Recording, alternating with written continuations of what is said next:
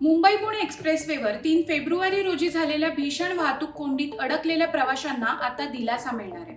कारण तब्बल 1.2 लाख प्रवाशांना सुमारे 5.16 कोटींचा टोल परत देण्याचा निर्णय घेण्यात आलाय.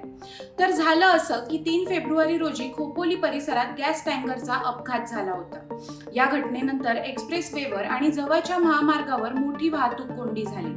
तब्बल 32 तासांपेक्षा अधिक काळ वाहनांची लांबलचक रांग लागली होती. हजारो प्रवासी अडकून पडले होते. त्याशिवाय अन्न, पाणी तसंच इतर मूलभूत सुविधांचा अभाव सहन करावा लागला.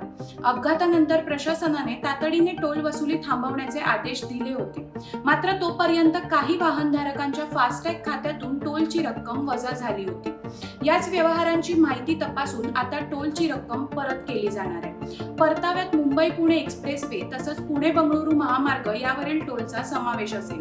हा परतावा महाराष्ट्र राज्य रस्ते विकास महामंडळ म्हणजेच MSRDC मार्फत देण्यात येणार असून येत्या काही दिवसातच संबंधित वाहन चालकांच्या फास्टॅग खात्यांमध्ये थेट जमा केला जाणार आहे.